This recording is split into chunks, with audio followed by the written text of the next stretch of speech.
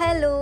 അപ്പോൾ നമുക്ക് കരി വറ്റ മീൻകറി ഉണ്ടാക്കുന്ന വിധമാണ് എൻ്റെ അമ്മ ഉണ്ടാക്കുന്ന ഒരു സ്പെഷ്യൽ കറിയാണ് കേട്ടോ. ഞാനിന്ന് നിങ്ങൾക്ക് കാണിച്ചു തരാൻ പോണത്. അമ്മ തിരുവനന്തപുരം സ്റ്റൈലിലാണ് എപ്പോഴും മീൻകറി വയ്ക്കുക. ഭയങ്കര ടേസ്റ്റാണ്, എന്ത് ചെയ്താലും ഭയങ്കര ടേസ്റ്റാണ് എങ്ങനെ ഉണ്ടാക്കിയാലും.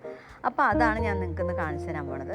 ഒരു ചീനച്ചട്ടിയിൽ ആദ്യം നമ്മൾ കപ്പൽ മുളകില്ലേ, ചുവന്ന മുളക്, ഉണക്കമുളക്, അതും ഉലുവയും ചേർത്തിട്ട് ഒന്ന് ചൂടാക്കി എടുക്കണം. ഒരു മണം വരുന്നത് വരെ ഒന്ന് ചൂടാക്കി എടുക്കുക, കരിയാൻ പാടില്ല കേട്ടോ. അതിനുശേഷം അതേ ചീനച്ചട്ടിയിൽ തന്നെ ഒരുപാട് ചെറിയൊരു തീയിൽ മല്ലിപ്പൊടി, ഒരു 1.5 സ്പൂൺ മല്ലിപ്പൊടി ചൂടാക്കി എടുക്കണം.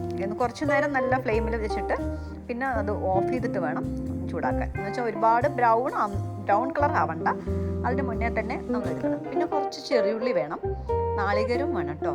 അപ്പോൾ ഇതെല്ലാം അരപ്പിനുള്ളതാണ്, മീൻകറിക്കുള്ള അരപ്പിനുള്ളതാണ്. അത്ര ചെറിയുള്ളി ഇത്രയും മൊത്തം ശരിക്കും വേണം, അത് വറുത്തിടാനും പിന്നെ കുറച്ച് മീൻ വറക്കാനും കൂടിയാണ്. അപ്പോൾ ഇത് കുറച്ച് അരയ്ക്കാനും കുറച്ച് വറുത്തിടാനും ചെറിയുള്ളി വേണം. അപ്പോൾ ഇത്രയും ആദ്യം നമ്മൾ മുളകൊന്ന് ക്രഷ് ചെയ്തെടുക്കണം. അതിലേക്ക് വേണം ഈ നാളികേരം ഇടാനായിട്ട്. അപ്പോൾ നാളികേരവും ആ മുളകും കൂടി ഒന്നും കൂടി അരയും. അതിനുശേഷം അതൊക്കെ അരഞ്ഞ ശേഷമാണ് നമ്മൾ ചെറിയുള്ളി ചേർക്കുക. ചെറിയുള്ളി ഇട്ടിട്ട് അരയ്ക്കും. പക്ഷെ ഒരുപാട് വെണ്ണ പോലെ അരയരുത് കേട്ടോ. ഇത്തിരി റഫായിരിക്കണം. എന്ന് വെച്ചാൽ ഒരുപാട് റഫല്ല, ഒരു മീഡിയം ലെവലിൽ. അതിനുശേഷം നമ്മൾ മല്ലിപ്പൊടി ചേർക്കണം, അരയ്ക്കണം. അതിനുശേഷം ഏറ്റവും അവസാനമാണ് കേട്ടോ ഉലുവ ചേർക്കുക, അല്ലെങ്കിൽ കയ്പ്പുണ്ടാവും ചിലപ്പോൾ ഉലുവയ്ക്ക് ഒരു കശപ്പുണ്ടാവുമല്ലോ. അപ്പോൾ ഒരുപാട് അരഞ്ഞു കഴിഞ്ഞാൽ ഉലുവ കശക്കണ്ടെന്ന് വിചാരിച്ചിട്ട് ഏറ്റവും ലാസ്റ്റാണ് നമ്മൾ ഉലുവ അരയ്ക്കുക. ഇപ്പം മല്ലിപ്പൊടി ഇട്ടിട്ട് അതൊന്ന് അരച്ചെടുക്കുക. കണ്ടോ, ഇപ്പോൾ ലാസ്റ്റാണ് ഉലുവ ചേർക്കുന്നത്. അപ്പോൾ ഇത് ലാസ്റ്റ് ഇട്ട് ജസ്റ്റ് ഒന്ന് കറക്കാനേ പാടുള്ളൂ. അങ്ങനെ ഉലുവ ഇട്ടിട്ട് നമ്മളെല്ലാം അരപ്പ് റെഡിയാക്കണം.